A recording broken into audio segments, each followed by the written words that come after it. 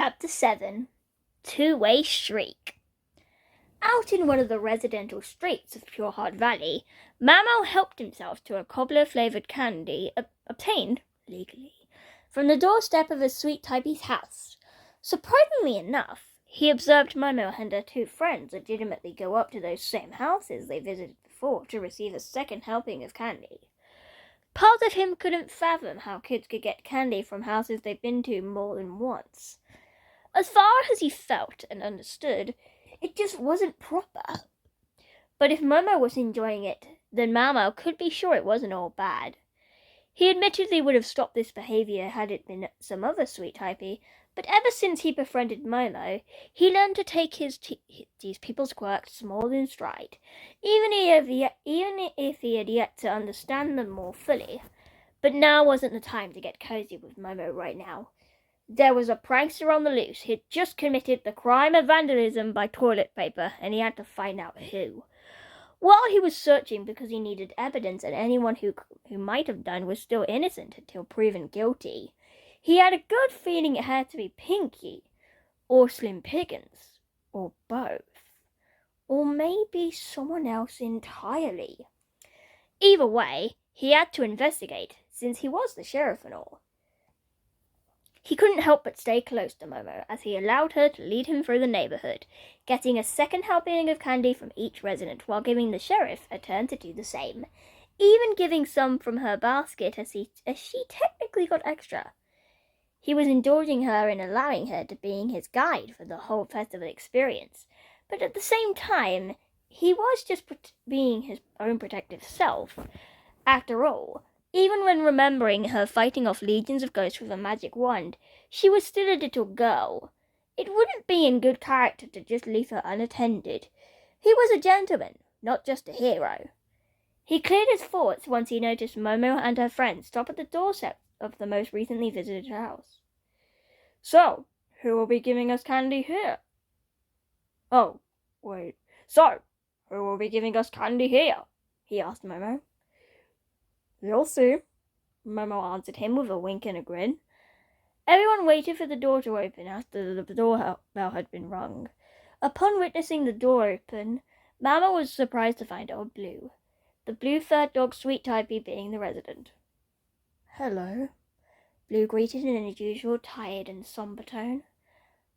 "Back for more treats?" "Yeah, we are. But this time, we brought the sheriff along for a treat, too." Blue looked past Momo in Mama's direction, seeing the bigger black cat behind her, trying his best to take the interaction as modestly as he was willing. "Oh, hello, Momo. Finally having fun?" Hearing him ask something so inherently endearing, if not affectionate, made Mama flinch. Of course not." He turned his head away with a harsh fuff, trying and failing to mask a blush on his cheeks while he had his arms crossed over each other. I'm here to provide supervision for Momo and her friends here while they're out enjoying the celebration." Momo appeared to give the sheriff a funny look, as though there was something discrepant in his statement. "Is that so?" Blue gently asked further. "These kids looked rather safe without you the first time they came to my house." "Yeah, well, things change." Momo hastily tried to backtrack. He figured he'd rather not beat around the bush any longer. "I'm here on an investigation into an incident of mass toilet paper vandalism. I just need to ask a few questions." Back in the ramshackle house behind the school, a badger and bat were frantically going from corner to corner of the attic, trying to catch an outed ghost. "Gotta aim this thing." Badgerclop panicked to himself as he tried to simultaneously adjust his robot arm to ghost capture mode while keeping the flying ghost in his line of fire. Adorabat did her best to keep the ghost from leaving the house for the outside by flying into its path and screaming at it with her powerful voice, continually scaring it back inside like a wolf to sheep. She kept it up long enough for Badgerclops to finally load his ghost-catching gadget and shoot it at the ghost, encasing it in the familiar spherical orb of glowing light blue energy that acted as an ectoplasmic net. No longer able to move, The captured spirit fell to the wooden floor. Scar! Badgerclops boasted confidently, deactivating his mechanical arm. Mao's gonna owe me handsomely for this one. He took a step closer to the ensnared ghost, which shivered and tried to cower away from the larger badger. Adorabat appeared to notice the odd behavior she and the Badgerclops caught. Look at how scared of us that ghost is, she giddily informed Badgerclops. Maybe it remembers how we kicked its friends' butts back at the school. Badgerclops nodded in equal satisfaction and agreement. Now, what to do with you?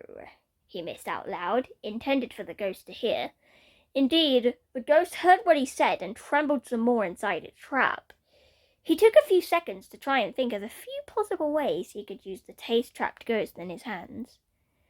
Apart from the ghost being the most likely culprit of the toilet paper incident that Mama was investigating, it was also the first ghost they've seen since the day the rest were neutralized.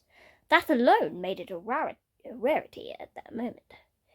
Neither Badgerclops nor Adorabat didn't feel particularly willing to hand it over to Camille and Honey this time, and he was already putting his inner creative genius to work in coming up with ways he could use the ghost to prank Mama as payback for making him miss out on the better parts of Harvest Moon, though we still had time before the pie cutting at Town Square. Badgerclops reached over to pick up the trapped ghost, and saw more intensely the moment it touched it. For a moment, it made him start thinking. When he caught Ghost back at the school, both the ones in the building and the boss ghost on the rooftop, they were all aggressive and fierce-looking, having angry eyes and sharp teeth, expressing an intent to hurt and scare. But this particular ghost looked more frightened than frightening, plus its eyes were soft and had no sharp teeth. This ghost, in comparison to the others from months past, looked harmless. Hey, Badgerclops! Adorabat called out. Badgerclops turned to look where Adorabat was, seeing her standing on a tall stack of boxes next to a dusty old painting. Both the Bat and Badger could see right away that it showed the image of scary ghosts terrorizing sweet typees. But what grabbed their attention the most was the small crayon drawing of a ghost playing with a couple of children attached to the painting's canvas. Now that was the biggest clue. Surprisingly, Adorabat was the first one to get the hint. She flapped her wings and hovered next to the frightened ghost. Did you draw that? She asked the spirit about the crayon picture, since she also liked to draw a crayon on her free time. The ghost nodded slowly. Adorabat went back and shook the drawing off the painting, showing it to the ghost. You don't like scaring people? She asked again. The ghost shook its head. Adorabat turned to Badgerclops. Maybe we should let this ghost go, she recommended. Go? Badgerclops scoffed. Adorabat, there are 100 different uses for a ghost this rare, and I still want to see him out. He was cut short by the sight of Adorabat looking at him with a sudden expression in her eyes, looking almost glassy. She was also accompanied by the ghost inside the energy net looking at him as well. Its eyes widened and almost teary, as though it was begging the badger to be spared. Badgerclops couldn't believe what he was seeing. Oh no, he said slowly and resiliently. No, I'm not doing this. The pitiful begging looks continued, getting more intense and concentrated, but Badgerclops continued to resist. No,